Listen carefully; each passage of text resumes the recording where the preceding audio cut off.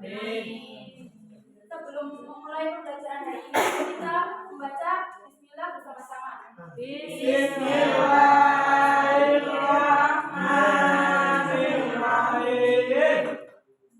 Kita hari ini akan belajar tentang akidah akhlak yang bab iman kepada qada dan qadar. Sebelumnya ada yang tahu tidak? Beriman kepada qada dan qadar itu rukun iman keberapa?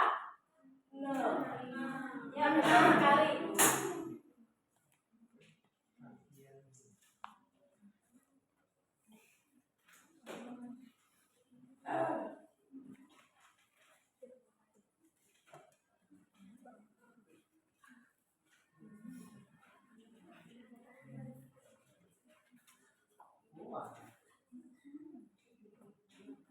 Hari ini kita akan belajar mengenai pengertian qada dan qadar, kemudian ada hukum dan hubungan antara qada dan qadar.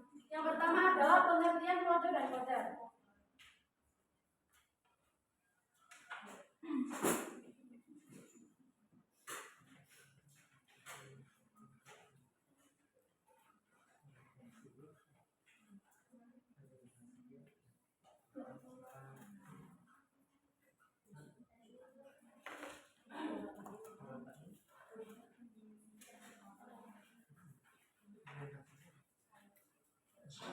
Jadi kode secara bahasa adalah hukum, ketetapan atau kehendak Allah. Sedangkan secara istilah kode adalah ketetapan Allah dari zaman azali. Ada yang tahu nggak zaman azali itu apa? Zaman azali adalah zaman sebelumnya terbentuk alam semesta ini. Kemudian ada kode.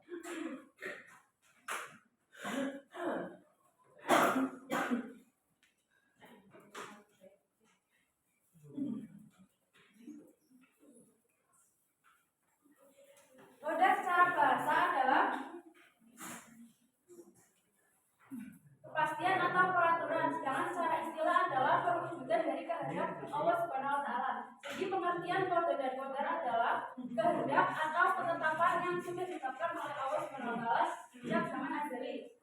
Yang selanjutnya adalah materi iman.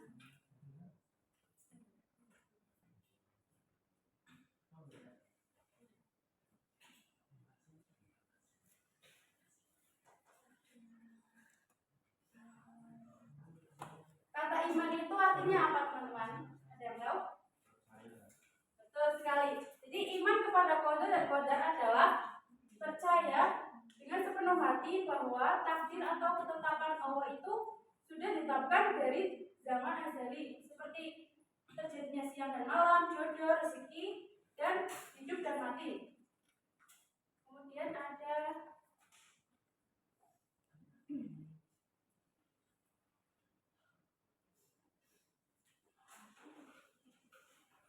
hukumnya. Hukum beriman kepada qada dan qadar itu apa?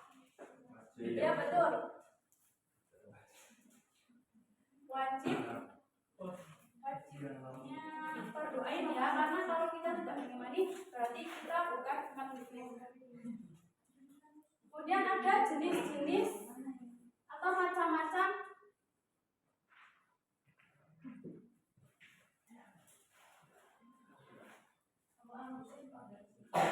yang pertama ada qadar mu'allaq. Ada yang tahu nggak qadar mu'allaq itu apa?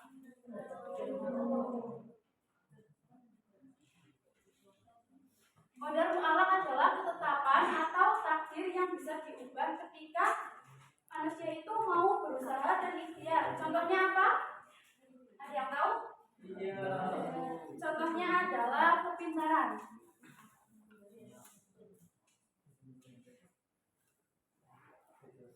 Karena kalau kita misalnya kita dilahirkan itu tadinya bodoh ya. Terus kita itu rajin belajar terus menerus, jadi kita akan menjadi pintar. Contoh lain bisa ada kekayaan.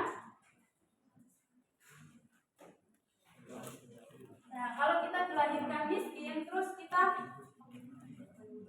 berusaha dengan kerja yang giat, maka kita akan mendapatkan kekayaan. Yang kedua ada qadar mubram.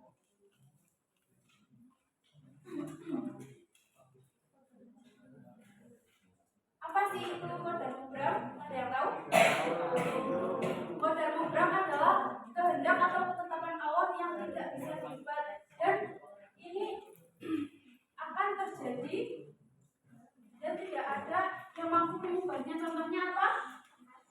Betul, kematian. Karena kalau kita itu nggak bisa menegosiasi mau mati kapan, jadi kalau kematian itu ya tetap nggak bisa dinegosiasi. Terus ada lagi contohnya, ya betul, kelahiran. Kita nggak tahu ya kelahiran seseorang itu kapan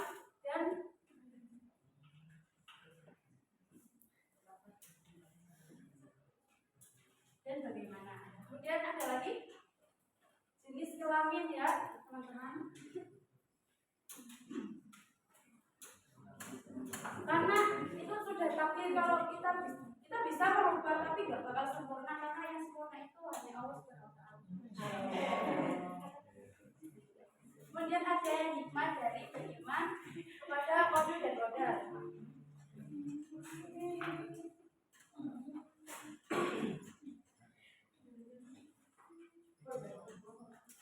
Beriman kepada qada dan qadar itu bisa membuat hati kita tenang. Terus yang kedua, bisa membuat kita optimis dan tidak putus asa, karena kalau sudah mengetahui takdir atau yang sudah ditetapkan oleh Allah, kita harus optimis dan tidak putus asa. Kemudian jadi kita tidak memiliki sikap sombong, karena semua sudah ditetapkan oleh Allah dan porsinya masing-masing. Dan selalu bersyukur atas apa yang sudah ditakdirkan kepada kita.